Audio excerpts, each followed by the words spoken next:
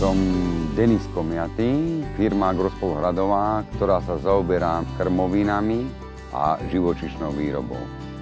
Momentálne chováme okolo 850 oviec, kde momentálne z toho je dojníc 330 kusov a ostatné sa momentálne pripúšťajú, ktoré už aj teraz tieto pripúšťame. Čo sa týka saláša, tak robíme výrobky, robíme od žintice, robíme brinzu, robíme údené syry, kde máme aj predaj z dvora.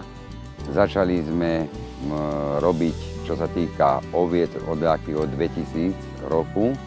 A predtým sme chovali kravy, ktoré sme produkovali na mlieko. Jednoducho také vstupy vstúpli hore, že sme mlieko predávali po 9 korún a výroba nám stala 11, tak sme upustili od kráv.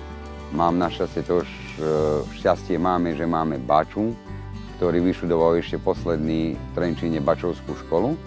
A jednoducho spolu tak robíme tu a ho to baví, takže ovce väčšinou držím, čo sa týka, aby tu boli, aby nehľadal robotu, dať inde v zamestnanie, že robíme stále ovce a dojíme a predávame syry, žintice a takéto výrobky.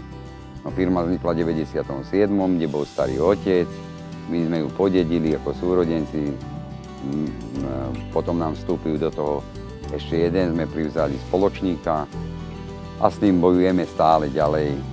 A snažíme sa vymýšľať všelijaké veci. Momentálne chováme aj bez trhovej produkcie kravy, kde, aby sme vypásli pasienky, lebo je tu dosť pasienkov.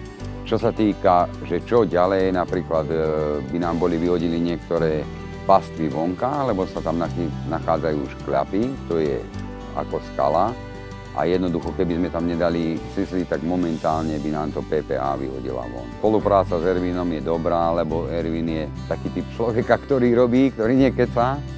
A čo sa týka, či nám pomohol s oplotkami stavať, či nám pomohol čistiť pastvy, či robíme ďalej spoluprácu, snažíme sa, aby to vyzeralo aj krajná tvorba, aby bola. Tak najviac som hrdý, musím pochváliť aj zamestnancov, lebo čo sa tak týka, tak už nás tu nie je veľa, máme cca 7 ľudí. Z toho sme traja v rastlinnej výrobe, ostatní sú v živočíšnej, ale dá sa povedať, že na nich spoľah a som hrdý, že mám taký kolektív, ako mám.